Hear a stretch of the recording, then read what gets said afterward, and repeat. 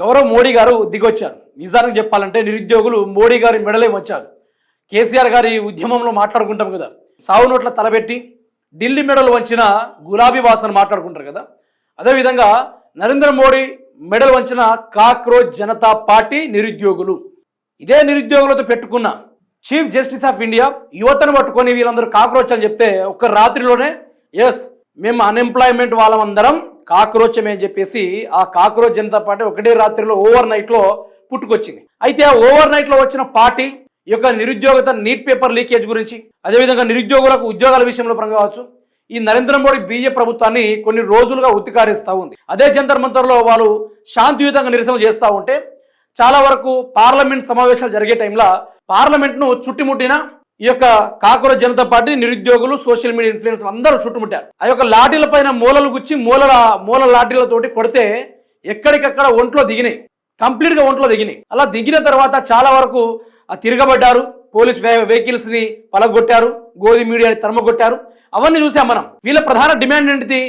Neat paper leak చేసిన వాళ్ళు రాజీనామా చేయాలి. Education minister, central education minister అయిన ధర్మేంద్ర ప్రధానంగా రాజీనామా చేయాలి. అట్లాంటి వాళ్ళు ఉండడం వల్ల ఈ భారతదేశ యువతకు ఎంతో డేంజర్ అని చెప్పేసి ఆయన దాని మీద దృష్టి పెట్టి వాళ్ళ ప్రధాన డిమాండ్ అయితే ధర్మేంద్ర ప్రతాప్ రాజీనామా చేయాలి. వాళ్ళ బిడ్డలు ఫారెన్లో చదువుకుంటారు. మా ఇండియన్స్ యువకులందరూ ఈరోజు నీట్ పేపర్ లీక్లు అవుతూ ఉంటే నరాలు చితికి రోడ్ల మీద పిచ్చోళ్ళకి తిరగాలని చెప్పేసి వాళ్ళు కొన్ని రోజులుగా శాంతియుతంగా ధర్నాలు నిరసనలు తెలుపుతూ ఉంటే సినీ యాక్టర్లు కూడా అందులో పాల్గొని మద్దతు తెలపడం, కొందరు రాష్ట్ర సీఎంలు కూడా అడికెళ్ళి మద్దతు తెలపడం ఇవన్నీ జరిగితే వాళ్ళందరినీ యాంటీ నేషనల్స్గా, వాళ్ళందరినీ కజకిస్తాన్, పాకిస్తాన్ అని విభజించి చెప్పిన విషయాలను కూడా మనం మాట్లాడుకునే ప్రయత్నం అయితే చేద్దాం. అందులోనూ నరేంద్ర మోడీ గారు చెప్పిన మాట ఒకసారి మాట్లాడుకునే ప్రయత్నం చేద్దాం. ఒకసారి ఈయన స్టేట్మెంట్ కూడా వినుకునే ప్రయత్నం చేద్దాం. వినురి. फ्रेंड्स, मैं जानता हूं कि पेपर लीक ये कोई मामूली विषय नहीं है. लाखों विद्यार्थी और उनके अभिभावकों के लिए बहुत ही पीड़ादायक है और इसलिए पेपर लीक घटना से अब तक पिछले 2.5 महीनों में अनेक विविध कदम उठाए गए, गुनहगारों को पकड़ा गया है, वे जेल में पड़े हैं. हमारा सबसे महत्वपूर्ण जिम्मा था कि विद्यार्थियों का 1 वर्ष बर्बाद ना हो. तत्काल परीक्षाएं लेना बहुत जरूरी था. सरकार ने अभी पूरी शक्ति का उपयोग करके कम से कम समय में 22 लाख जितने विद्यार्थियों के एग्जाम हो जाए इसका प्रबंध किया. और अभी 5-6 दिन पहले 19 तारीख को रिजल्ट भी आ गया और देश भर में उत्तीर्ण हो गए विद्यार्थियों की खुशियों की खबरें भी आ रही है. लेकिन हम वहां पर संतोष मानने वाले लोगों में से नहीं है और इसलिए मैंने आज फास्ट ट्रैक कोर्ट के लिए विभागों को निर्देश दिए थे. आज विभागों ने लगातार मेहनत करके देर रात मुझे मुसद्दा भी दे दिया. फास्ट ट्रैक कोर्ट और कठोर सजा के प्रावधान के साथ का एक मुसद्दा कल कैबिनेट में चर्चा होगी.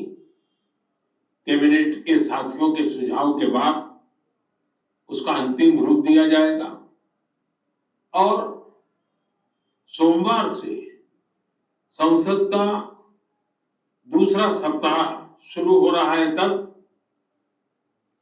जल्द से जल्द उस बिल को అయితే గౌరవ్ మోడీ గారు ఏమంటారంటే చాలా వరకు ఇదే నీట్ ఎగ్జామ్ పేపర్ లీక్ అయితే అటువంటి చేసిన వాళ్ళు ఎవరైతే ఉన్నారో వాళ్ళు ఆల్రెడీ అరెస్ట్ చేశాం, వాళ్ళని జైల్లో పడేసాం అని చెప్పేసి మాట్లాడుతూ ఉన్నారు. చాలా వరకు యువత కదం దొక్కింది.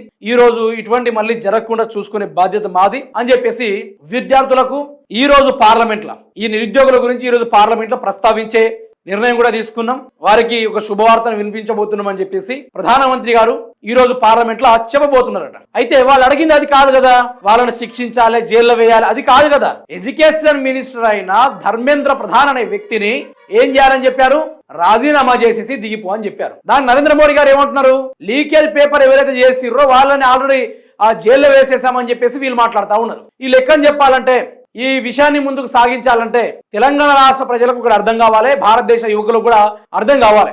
ఈ రోజు వీళ్ళు పేపర్లు లీక్ చేసుకుంటూ పోతున్నారు. వీళ్ళ కొడుకుల కోసం, వీళ్ళ బంధువుల కోసం, వీళ్ళ సామ్రాజ్యాలను స్థాపించుకోవడం కోసం, వీళ్ళ కార్యకర్తల కోసం వీళ్ళు పేపర్లు లీక్ చేసుకుంటూ పోతున్నారు. ఇట్లా చేసుకుంటూ పోతే ఈరోజు లీక్ చేసిన వాళ్ళని మీరు పట్టుకున్నారు కరెక్టే, కానీ దానికి ఆ శాఖకు వ్యవహారంగా కేంద్ర మంత్రిగా ఈరోజు వ్యవహరిస్తున్నా ధర్మేంద్ర ప్రధాన్ రాజీనామా చేస్తేనే కదా రాబోయే రోజున ఇంకోళ్ళు తప్పు చేయాలని కూడా భయపడతా ఉంటారు అని చెప్పేసి మాట్లాడింది. అదే విషయం కదా, అదే లెక్క కదా, అదే కథ కదా జరిగింది. సో ఇన్ని జరిగితే ఎన్ని విధాలుగా ఆలోచన చేస్తూ ఉంటే మోడీ గారు ఏమంటారు, లేదు లేదు అట్లా చేసేటోళ్ళని మేము ఇది చేసామని చెప్పేసి మాట్లాడుతూ ఉన్నారు. అంటే ఇప్పుడు నిరుద్యోగులందరూ దేశం మొత్తం ఇది ఒక పెద్ద ప్రెషర్గా తయారైంది కాబట్టి, విదేశీయులు కూడా దీని మీద మాట్లాడారు కాబట్టి, నరేంద్ర మోడీ అసలు రూపాన్ని పరదేశ ప్రధానులైన, పరదేశ రాష్ట్ర దేశాల అధినేతలైన వాళ్ళందరికీ ఈ విషయం వైరల్ అయింది కాబట్టి, ప్రతి ఒక్కరు దీని మీద దృష్టి సారించారు కాబట్టి, what happening in India with youth అని చెప్పేసి క్వశ్చనింగ్ చేస్తున్నారు కాబట్టి ఆ యొక్క మోడీ గారికి నిద్ర మేల్కోబడింది. చెవుల నుంచి దూదులు బయటికి తీయడం జరిగింది. ఇగో ఈ విధమైన జడజాప్యాలు జరుగుతూ ఉన్నాయి, ఈ విధమైన అర్థం పర్థం లేని తారతమ్యాలు ఎదురవుతూ ఉన్నాయి. సో నేను ప్రధానంగా చెప్పేది ఏంటంటే, నరేంద్ర మోడీ గారి యొక్క మెడలు వంచిర్రు ఈ నిరుద్యోగులు. ఇదే నిరుద్యోగులు అందరూ కలిసి కంప్లీట్గా ఇంకొన్ని రోజులైతే నరేంద్ర మోడీ ప్రభుత్వాన్ని దించే కార్యక్రమాలు ఉంటుంది. గతంలో కేటీఆర్ గారు దీని గురించి చెప్పారు, వాట్ హ్యాపెండ్ ఇన్ నేపాల్ అని చెప్పేసి మాట్లాడారు. నేపాల్లో ఏదైతే జరిగిందో అది కూడా భారతదేశంలో జరిగే అవకాశం ఉంది. బీజేపీకి ఇదే లాస్ట్ డే. గతంలో ఫస్ట్ టర్మ్ గెలిచినప్పుడు నరేంద్ర మోడీ గారు ముస్లిమ్స్లని డిటెక్షన్ సెంటర్ కట్టేసి వాళ్ళందరూ వేసేసి కంప్లీట్గా వాళ్ళని కారాగార జీవంలో బంధించి వారిని చిత్రహింసలకు గురి చేసి చేద్దామని చెప్పేసి అదో ప్లాన్ వేసుకున్నాడు.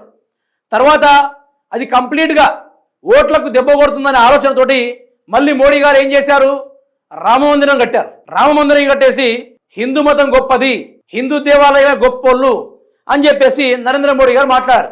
అదే విషయాన్ని మీకు వినిపించే కార్యక్రమం చేస్తాం. ఎందుకంటే రామరాజ్యం అంటాడు నరేంద్ర మోడీ గారు. మరి రామరాజ్యం అంటే ఇదేనా రాముడు చెప్పింది రామాయణంలో? ఒకసారి ఈయన మాటలోనే వినుకునే ప్రయత్నం చేయుర్రి.